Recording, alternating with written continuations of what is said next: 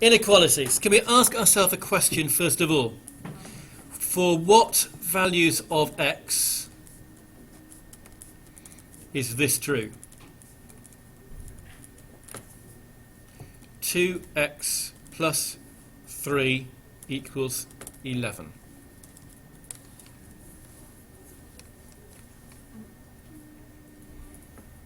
Does anybody have an answer? For what values of x is that true? Are there any other values? So, if you were doing this, we would start off with that. You would take 3 off both sides. You would divide both sides by 2, and you just get x equals 4. There's only one value that is true for, x equals 4. That was an equation. Okay, nothing new there. So, if we then say, for what, same as before, for what values of x is this true? And we change it to 2x plus 3 is less than or equal to 11. This is not an equation. It's either called an inequality or it is sometimes called an inequation. Okay, it means the same things really, either an inequality or an inequation.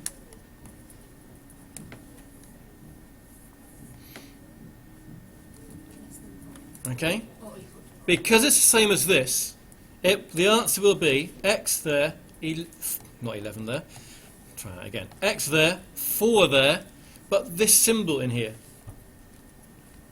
Okay. So if you can do it with an equation, as long as it's a nice simple linear equation, you can do it with an inequality. You just put that symbol in there. If you were showing that on a number line, so we've got a number line here, how would you show that as a diagram? X is less than or equal to 4. That's the, I can't remember, but one of them has a dot and it's a full dot. Yeah, so it's this thing here. Is it empty or is it filled in? Filled Yeah, in. filled in for including the 4, okay? So it's that. So that's nothing new. That should have been sort of GCSE stuff. Okay? But basically, if you get any one without an x squared in, just a bog standard one, you just do it like you would do it for a normal equation, put the symbol in at the end. That works for you. But a couple of extra questions now. What happens if?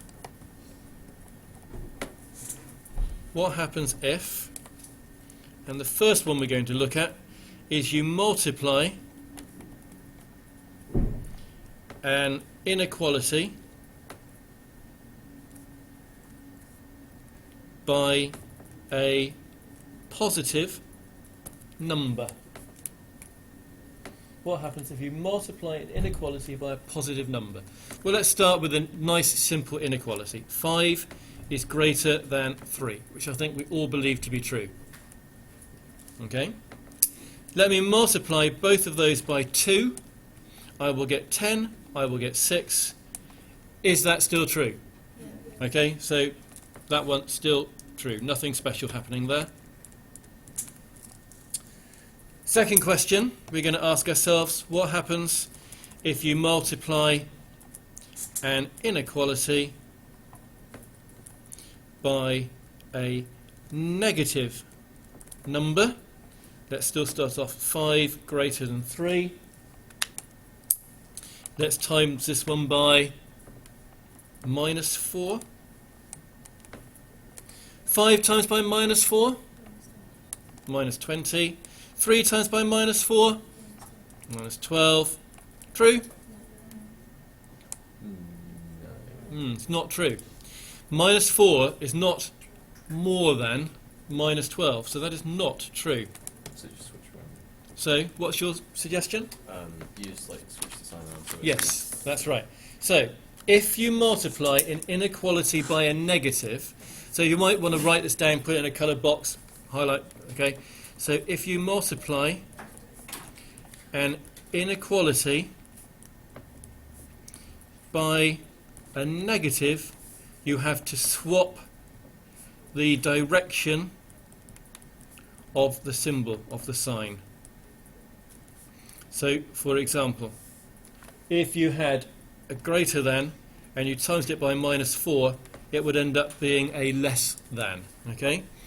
If you've got a highlighting pen or a colour pen or anything, That is quite important.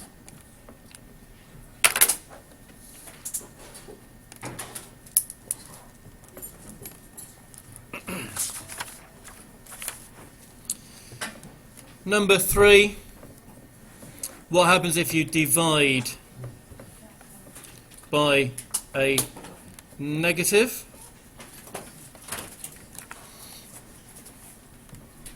Let's start off with 15 is less than 20, which we believe to be true. Let's divide both of those by minus 3. What are we going to get if we divide 15 by minus 3?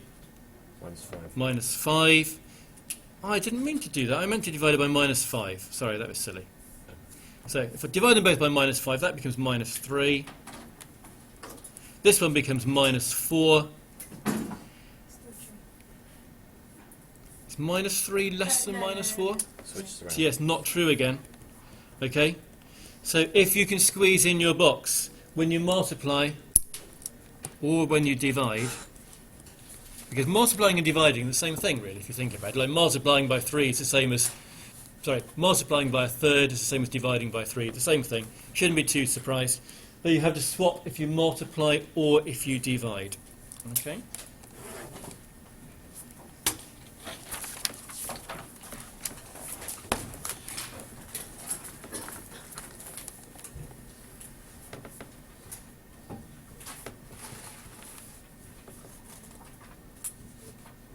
Right then, the next heading is what we needed earlier on today, really, is dealing with quadratic inequalities.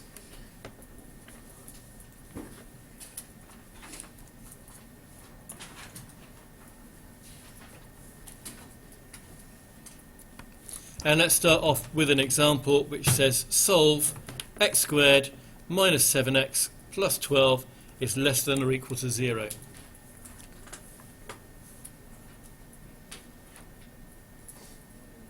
Okay. Any ideas on what we could do here? Think what would we do here if it had just said equals there? Factorise it. Okay. Right, you each have 20 seconds to factorise that. Oh my god, hang on. I haven't written it yet.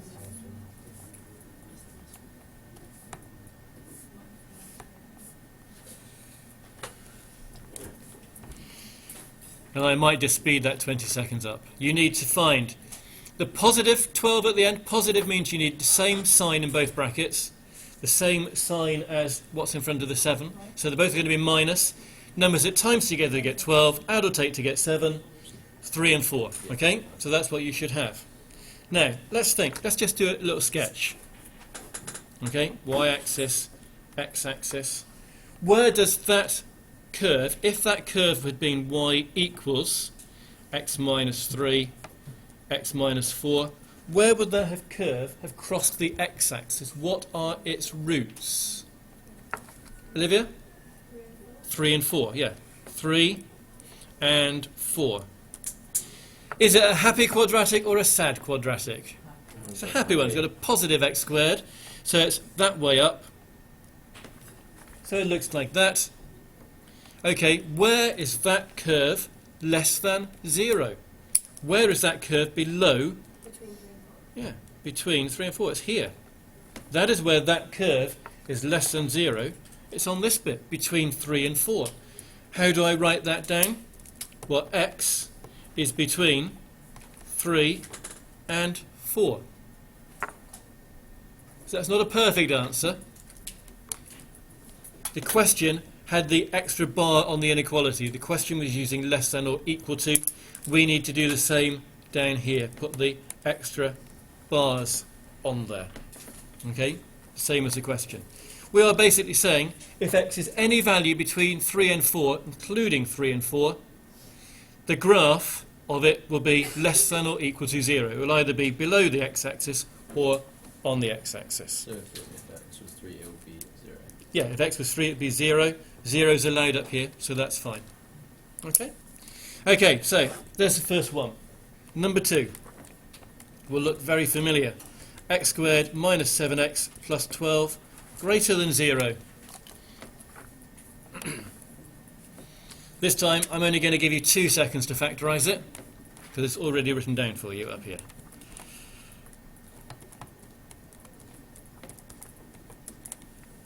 Okay, it's the same one as before, it's just a greater than sign in there.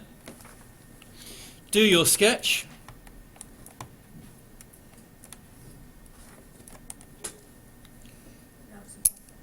When is it greater than 0 means when is it above the x-axis. It's here and here. How do you write those bits down? You say x is greater than 3. X is less than 3 and x is less than 4, but separated. Yes. Don't try and combine them into one inequality. It is 2 separate bits, and it needs to be written down as 2 separate bits. X is less than 3, the bit on the left, and also x is greater than 4. I'm not putting the extra bar on here. It wasn't in the question that time. Okay? Now, believe it or not, that's pretty much it for that chapter. Okay, looking through here. Yeah, pretty much. So, I'm going to pause the video there a minute and we'll have a go at some questions from the book together so I can convince you that's true.